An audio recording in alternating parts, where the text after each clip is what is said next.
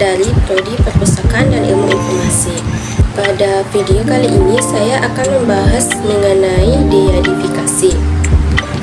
Menurut Ross Harvey, keasaman adalah faktor utama perusak kertas.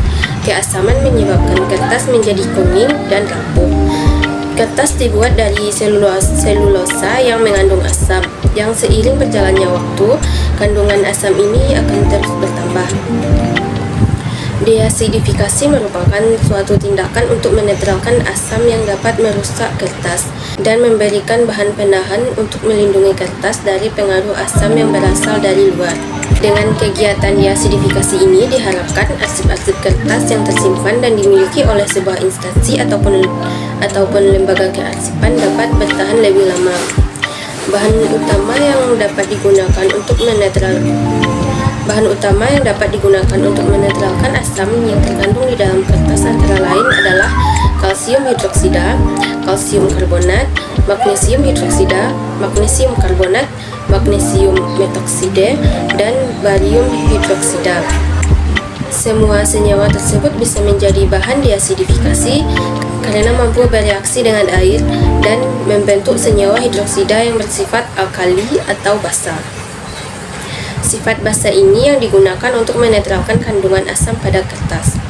Namun, di antara senyawa-senyawa tersebut, magnesium karbonat dan kalsium karbonat adalah yang paling populer digunakan sebagai senyawa bahan deacidifikasi. Alasannya adalah karena kesederhanaan kimia, murah, punya tingkat kecerahan yang tinggi, dan cocok diterapkan pada kertas. Kandungan pH pada kertas adalah hal yang paling sering diperiksa dalam konservasi kertas. Potential of hydrogen atau pH merupakan derajat keasaman yang digunakan untuk menyatakan tingkat keasaman atau kebasaan yang dimiliki oleh suatu larutan.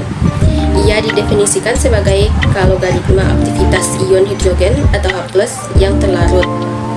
Kertas yang mengandung asam yang tinggi dapat dikenali dengan adanya perubahan warna pada kertas menjadi kecoklatan. Selain menyebabkan perubahan warna, kandungan asam yang tinggi pada kertas menyebabkan kertas menjadi getas dan mudah rapuh. Kertas yang mempunyai pH antara 0-7 adalah asam dan 7-14 adalah basa. pH 7 adalah normal atau netral. Jika kurang dari 7, itu berarti kertas tersebut sudah bersifat asam. Kertas dengan pH antara 4-5 adalah tanda bahwa kondisi kertas sudah parah. Untuk mengetahui derajat keasaman pada suatu kertas, satu titik pada kertas dibasahi dengan air suling, kemudian pH-nya diukur dengan pH meter atau kertas pH. Metode lain yang dapat digunakan untuk mengetahui pH yang terkandung dalam kertas yaitu dengan cara menggunakan spidol pH. Metode tersebut dilakukan dengan cara menggoreskan spidol pada kertas. Bekas goresan ini nanti akan berubah warna. Warna ini yang kemudian menjadi tanda untuk mengetahui tinggi rendahnya keasaman yang terkandung dalam kertas. Hal-hal yang dilakukan dalam kegiatan deacidifikasi yaitu menyiapkan peralatan seperti ruang restorasi, jas pelindung atau jas laboratorium, sarung tangan, masker, kuas halus atau sikat halus, atau dapat juga berupa vacuum cleaner, spons, karet, penghapus, meja yang dialasi dengan plastik, alat penyemprot, kompresor, bak, rak pengiring. Bahan yang digunakan yaitu larutan pitate, larutan kalsium karbonat. Larutan dibuat dengan melarutkan 1 gram kalsium karbonat dalam 1 liter air suling atau aqueous, etanol PA atau etil alkohol, larutan buffer pH 4 dan pH 7, kertas saring atau blotting paper, nonwoven sheet tebal dan nonwoven sheet tipis. Deacidifikasi cara kering. Larutan pitate dimasukkan ke dalam penyemprot atau sprayer.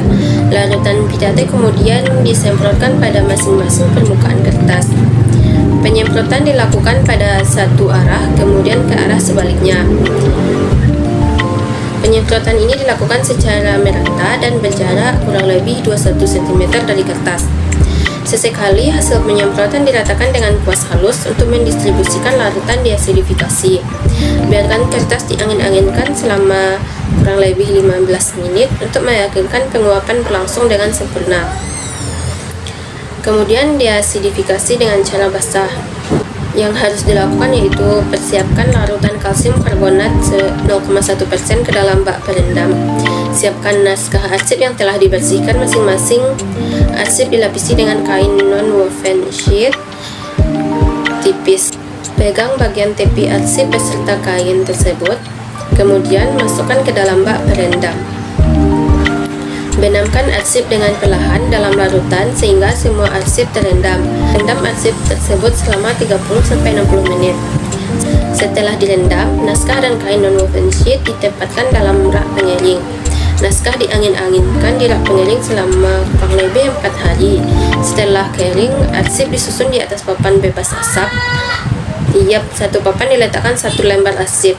Arsip yang telah tersusun lalu dipres menggunakan mesin pres.